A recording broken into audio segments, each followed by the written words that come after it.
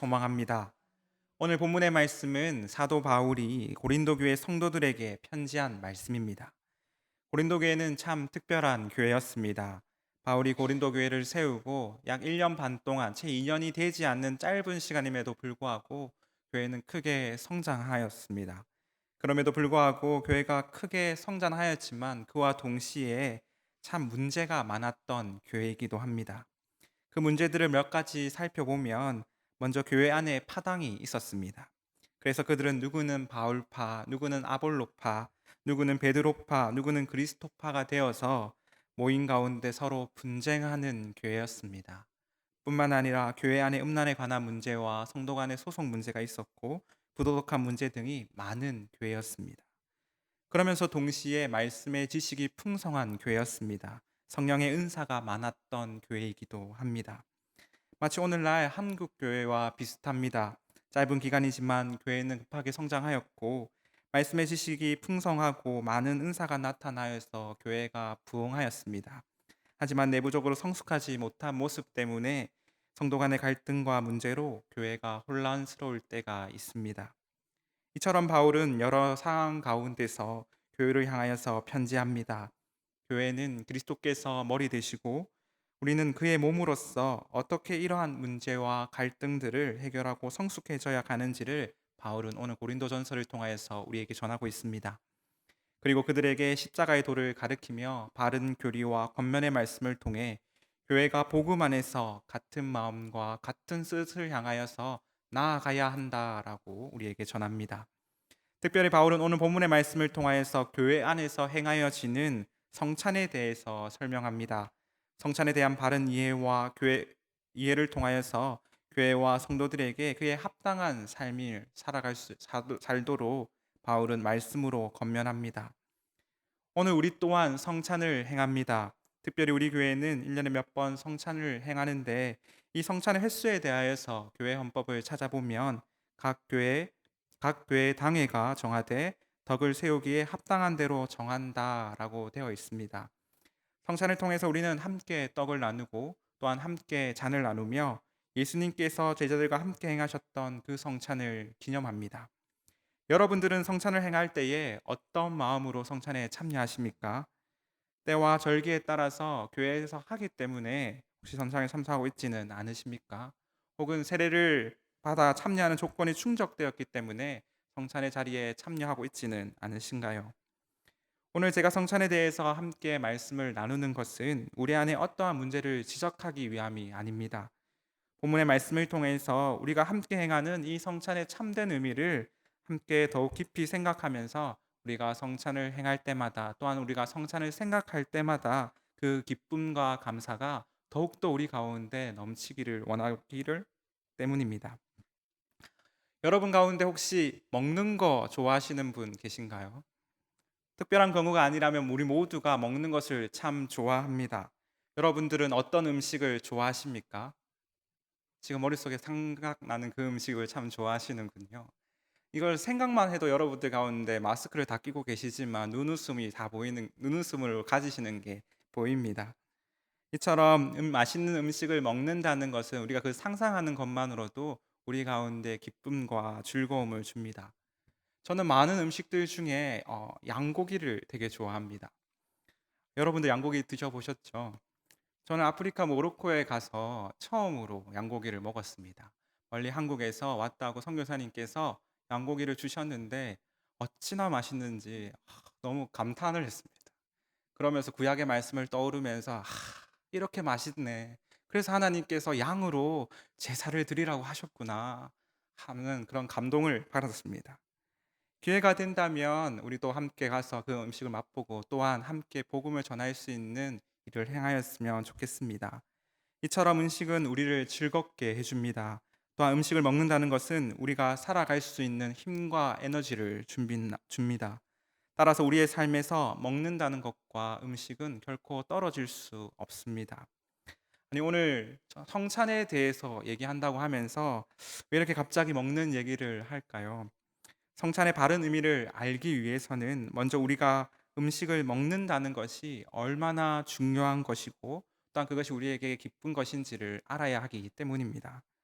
성경에는 음식을 먹는 이야기들이 많이 나옵니다. 예수님께서도 사람들과 만나시면 일단 밥을 드셨습니다.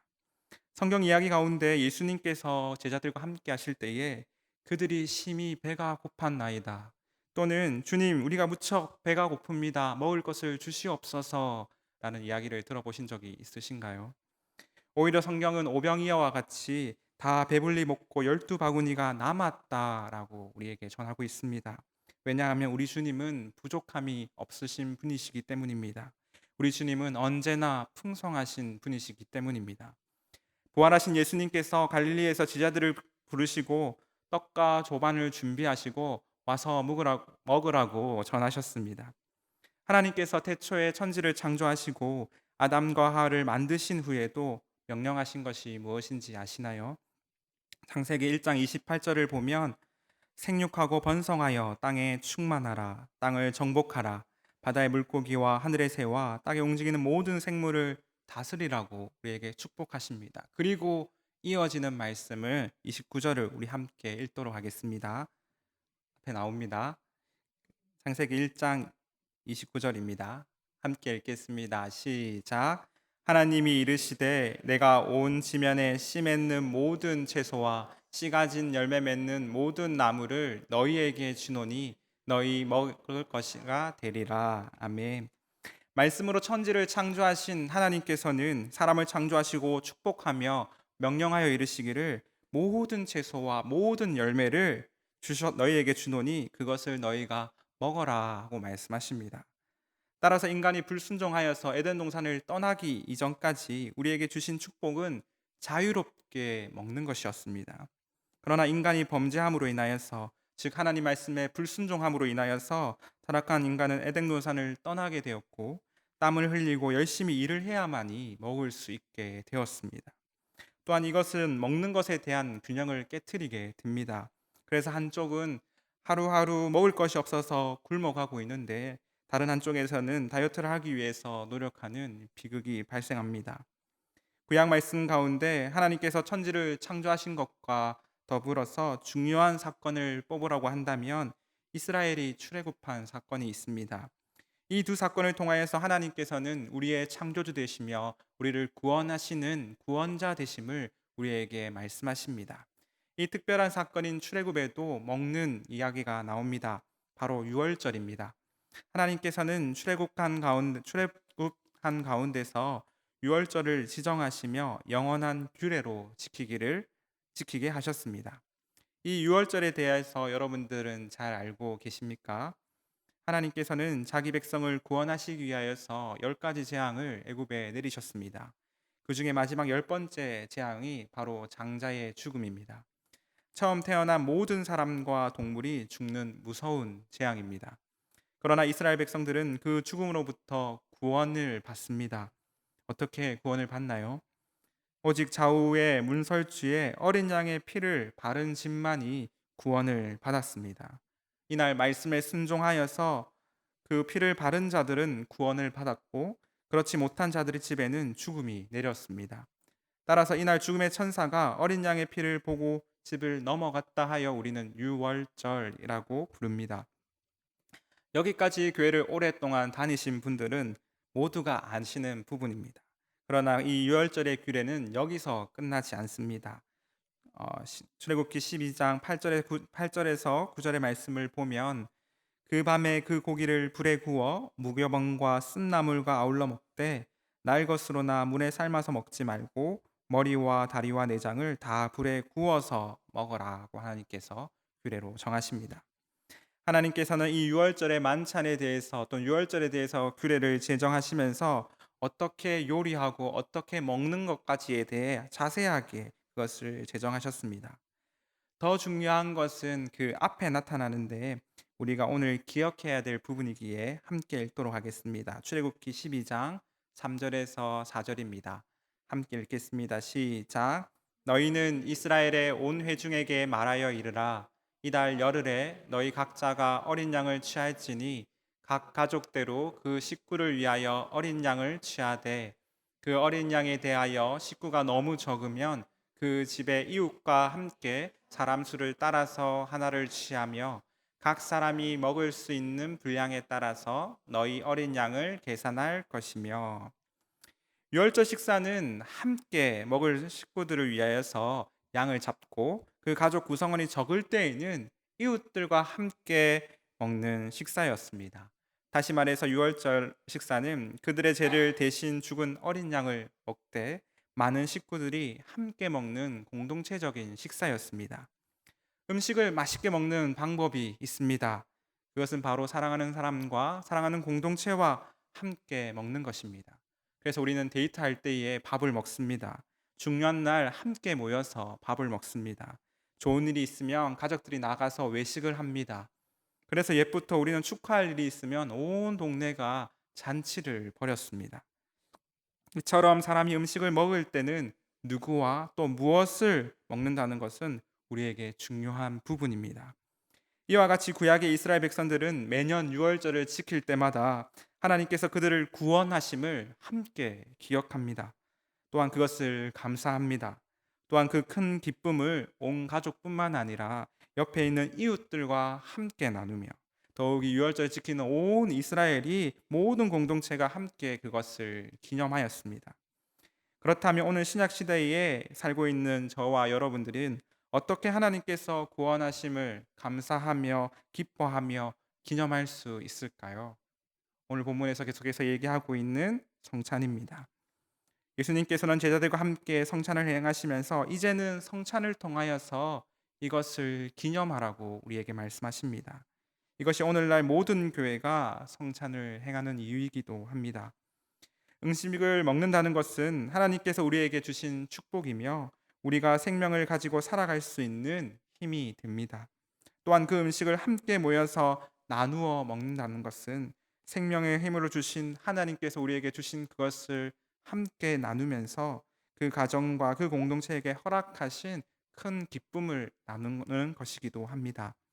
따라서 우리가 행하는 성찬은 하나님께서 나를 구원하여 주심을 다시 한 번 더 기억하며 또 우리가 행하는 성찬은 함께 모인 온 교회가 우리를 구원하신 예수 그리스도를 함께 기념함으로 기뻐하며 감사하는 자리입니다. 사랑하는 성도 여러분, 성찬은 나를 구원하시고 우리를 구원하신 하나님과 그 유일하신 아들 우리 주 예수 그리스도를 우리 모두 함께 다 함께 기념하는 성례입니다. 그러나 고린도 교회 성도들은 그렇게 하지 않았습니다. 앞서 말씀드린 것 같이 그들은 파당을 지어서 서로 나누어져 있었습니다. 그들은 함께 모여서 먹지 않았습니다. 그래서 어떤 사람은 아직 먹지도 못하였는데 어떤 이는 배가 불렀다고 21절은 우리에게 전하고 있습니다. 바울은 22절을 통하여서 계속해서 권면합니다. 이를 현대말로 풀어서 말하면 교회에서 함께 모여서 식사하는 것이 단지 배가 고프기 때문에 또는 식사 시간이 되어서 교회에서 제공하는 식사라고 생각하지 마십시오. 이는 우리가 배가 고파서 먹을 것이 없어서 교회에서 밥을 먹는 것이 아닙니다. 성도 간에 서로가 교제하며 함께 식사하는 것은 단순히 우리의 배를 불리기 위한 식사가 아니다라는 것입니다. 함께 모여서 식사한다는 것은 서로 교제한다는 큰 의미를 가집니다. 그래서 예수님께서는 세리와 죄인들과 함께 식사하셨습니다. 그때 바리새인들이 물었습니다. 아니 어떻게 하나님의 백성이 이 죄인들과 교제할 수 있습니까? 또한 예수님께서 부활하고 승천하신 후에 그 제자인 베드로도 이방인들과 함께 자리에서 식사하지 않았습니다. 그러나 하나님께서는 베드로에게 환상을 보이시며 이방 사람 고넬료를 만나게 하심으로 이제는 이방인들과 함께 식사하며 교제하도록 하셨습니다. 교회 안에서 함께 식사를 할 때에 마주 앉아서 보는 얼굴은 단순히 나와 친한 사람, 우리 교회 아는 사람이 아니라 우리를 위하여서 십자가에 죽으신 예수 그리스도의 피로 사신 나의 형제요, 나의 자매입니다.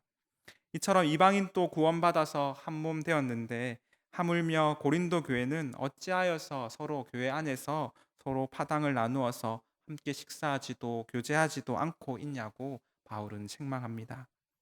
초대교회는 식사하는 가운데 성찬을 행하였습니다. 오늘 우리가 세례받은 자만이 성찬에 참여하는 것처럼 그들의 식탁에 초대된 자들은 주님의 성찬에 합당한 자들이었습니다. 교회에서 우리가 함께 행하는 성찬은 하나님께서 나를 그리고 너를 그리고 우리를 구원하셨구나. 그런 우리가 함께 식사하는 것은 참으로 기쁘고 즐거운 일이구나 하며 천국의 기쁨을 경험하는 교제의 자리입니다. 오늘 성찬을 대해 함께 나누며 우리가 기억해야 할 것은 성찬은 함께 모여서 함께 식사한다는 의미를 가집니다. 바라옵기는 여기 계신 모든 분들이 그 함께하는 식사의 자리에 참여하셔서 교제하며 아울러 영원히 함께 그 천국의 기쁨을 누리는 저와 여러분이 되기를 간절히 바랍니다. 성찬은 우리말로 거룩한 식사라는 의미를 가지고 있습니다. 성찬의 본질적인 의미를 바로 식사라는 것을 앞서 계속해서 말했습니다. 또한 성찬은 지금 지칭하는 원래의 문구는 주님의 만찬이라고 합니다.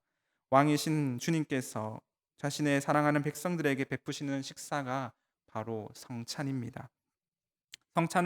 성찬의 본질을 식사로 이해한 것은 종교개혁 이후입니다. 이전의 로마 카톨릭은 또한 지금의 로마 카톨릭은 여전히 성찬을 미사라고 부르면서 그 본질을 희생 제사라고 생각하고 있습니다. 그래서 엄숙한 분위기에 진행됩니다. 그러나 성찬의 본질은 오늘 함께 본 말씀을 통하여서 알 수 있듯이 초대교회 성도들이 다 함께 모여서 식사하는 것임을 잘 알 수 있습니다. 예수님께서 제자들과 함께 식사하시면서 그 가운데 성찬을 행하셨습니다. 여러분, 식사는 즐거워야 할까요? 슬퍼야 할까요? 네, 즐거워야 합니다. 이런 말이 있습니다. 맛있게 먹으면 0칼로리라는 말이 있습니다. 물론 우리가 성찬을 할 때에는 경건한 마음을 다하여서 해야 합니다. 성찬에는 그 하나하나 하나님께서 예수님께서 제정하신 그 의미들이 담겨져 있기 때문입니다. 그러나 성찬을 하는 우리의 마음의 중심에는 늘 항상 기쁨이 있어야 합니다. 성찬이 왜 우리에게 기쁨이 되는지 또한 어떻게 기쁨이 될 수 있는지를 함께 나누도록 하겠습니다. 성도 여러분, 우리가 신앙을 고백하는 사도신경을 다들 잘 알고 계실 텐데 혹시 성찬에 참여하시는 분들 중에 오늘 여기 계시는 모든 분들 중에 사도신경을 모르시는 분들은 없을 줄 압니다. 사도신경 시장은 나는 전능하신 아버지 하나님 천지 창조주를 내가 믿습니다. 나는 그의 유일하신 아들 우리 주 예수 그리스도를 믿습니다. 그래서 그리스도에 대한 고백을 한 다음에 나는 성령을 믿으며 거룩한 공교회와 그 다음에 뭐죠? 성도의 교제와 이를 옛 번역에서는 성도가 서로 교통하는 것이라고 표현하고 있습니다. 그런데 이 성도의 교제라고 번역한 것이 저는 더 잘했다고 생각이 듭니다. 여러분들은 교회 안에서 성도의 교제를 잘 하고 계십니까? 함께 모여서 밥을 드시기도 하시고 순모임과 전도의 모임도 하고 계시고 또한 즐거운 교제를 잘 하고 계시지요. 저희 교회는 친목을 위해서 서로가 잘 교제하고 있다는 것을 많이 듣고 저도 또한 보았습니다. 서로 만나서 이야기하고 친근하게 지내면서도 신앙적인 얘기를 하고 또한 기도 제목을 나누는 그 모든 것들이 성도가 교제함에 있어서 중요한 부분입니다. 그러나 사도신경을 통하여서 우리가 신앙적으로 함께 고백하며 말하는 이 성도의 교제는 조금 더 구체적인 의미를 가지고 있습니다. 성도의 교제를 원어적으로는 두 가지 의미가 담고 있는데 하나는 서로가 하나 되어 나누는 것이라는 뜻을 가지고 있고 다른 하나는 거룩한 것, 거룩한 사람들이라는 뜻을 가지고 있습니다. 따라서 성도의 교제란 거룩한 것으로 하나됨, 거룩한 사람들의 하나됨이 바로 성도의 교제라는 의미를 가집니다. 여기서 말하는 거룩한 것이란 무엇일까요? 그것이 바로 성찬과 세례인 성례를 말합니다. 즉 성례를 통하여서 교회는 하나됨을 말하고 성례를 통하여서 교회는 성도의 교제를 한다는 것입니다. 따라서 성도의 교제는 세례로 하나 되는 것, 성찬에 참여하여 하나 되는 것이라고 구체적으로 그 의미를 알 수 있습니다. 세례와 성찬을 결코 분리할 수 없기 때문에 성찬을 잘 이해하기 위해서는 세례에 대한 이해도 반드시 필요합니다. 세례는 죄로 인하여서 죽을 수밖에 없는 우리가 창조주 하나님 아버지의 작정하심과 그 택하심으로 말미암아 예수 그리스도의 십자가와 성령의 인도하심으로 삼위 하나님에 대한 우리의 믿음의 고백을 통해 성도된 것을 하나님과 온 교회 앞에서 고백하는 것을 말합니다.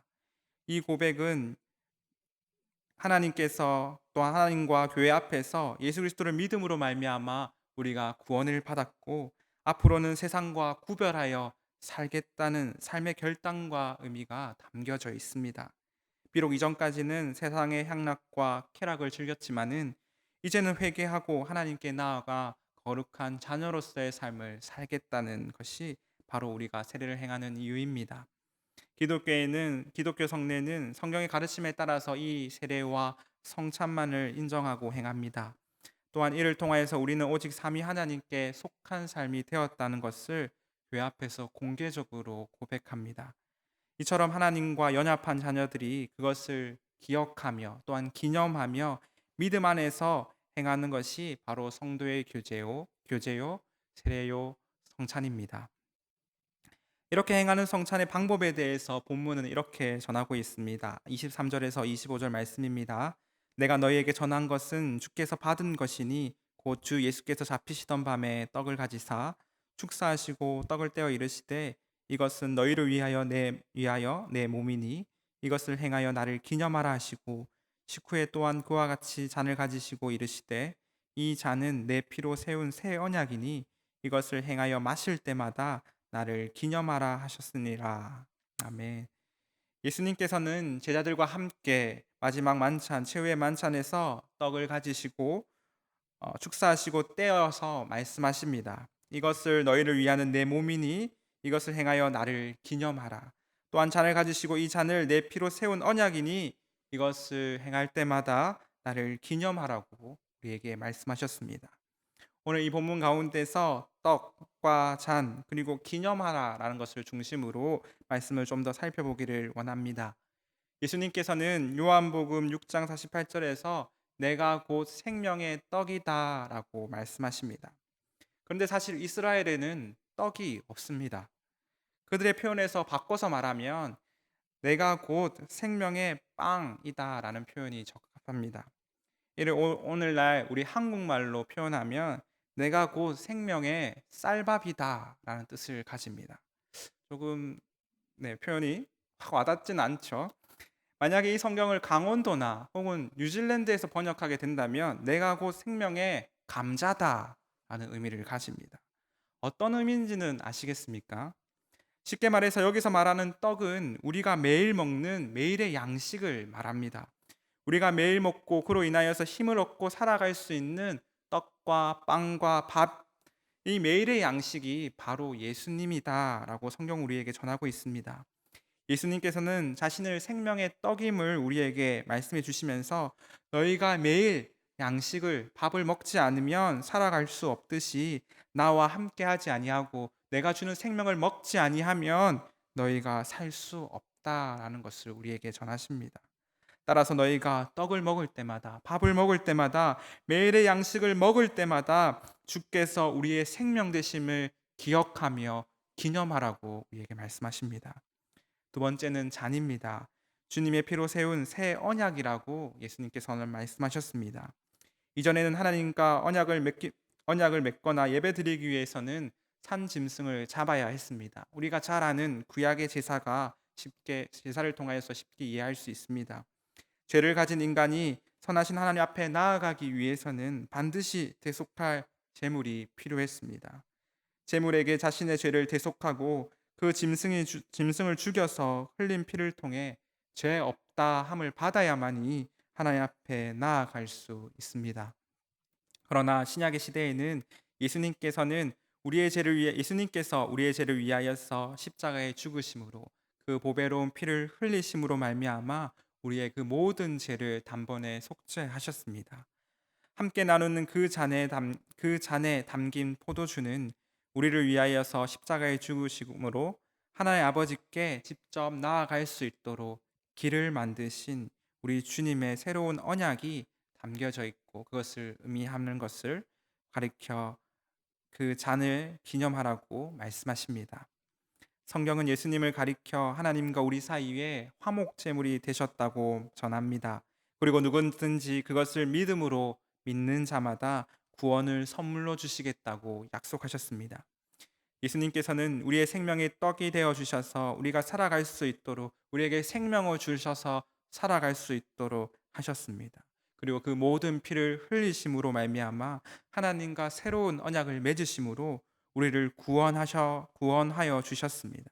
그래서 성경은 예수님을 가리켜 내가 곧 길이요 진리요 생명이니 나로 말미하지 않고는 아버지께로 올 자가 없다라고 우리에게 말합니다. 성도가 떡과 잔을 마신다는 의미는 예수님을 나의 생명의 주로 섬기고 그 생명으로 살아가는 자가 되었으며 예수 그리스도의 피로 말미암아 나의 모든 죄가 십자가에서 사함을 받았으므로 이제는 아버지 하나님께 나아가 하나님과 더불어 함께 한다는 것을 의미합니다. 그래서 예수님은 이 모든 것을 기념하라고 우리에게 말씀하십니다. 기념하란 말을 우리말 사전에서 찾아보면 오랫동안 잊지 아니하고 마음에 간직하는 것이라고 정의하고 있습니다.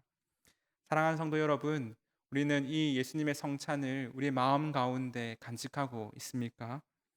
우리가 행하는 성찬은 절기에 따라서 행해지는 단순한 예식이 아닙니다.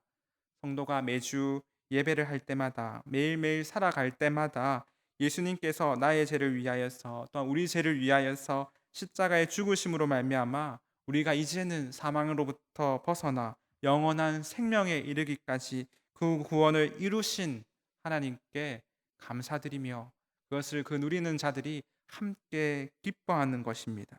그것을 늘 항상 우리 마음 가운데 간직하며 기념하라고 예수님께서 말씀하십니다. 언제까지 이것을 마음 가운데 간직해야 할까요? 바로 우리 주님께서 다시 오시는 그날까지입니다.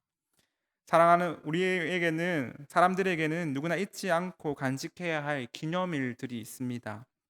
우리의 생일이나 혹은 기일이나 기념일과 같은 중요한 날을 우리는 기념합니다. 그런데 시간이 흐르다 보면 자연스럽게 묻어지게 되고 또한 그 정도의 차이가 있을 뿐이지 결국 우리는 다 잊어버립니다. 때로는 잊어버리는 것이 약이 될 때도 있지만은 우리의 삶에서 가장 중요한 신앙과 그 구원의 감격을 우리는 결코 잊어서는 안 됩니다. 만약 그것을 잊어버린다면 선줄로 알았다가 넘어지는 자가 될 것입니다. 초대교회 성도들도 우리와 동일한 고민을 했습니다. 어떻게 하면 예수 그리스도를 믿음으로 말미암아 사망에서 벗어나 이 영원한 생명을 얻은 선물을 잊지 않을 수 있을까?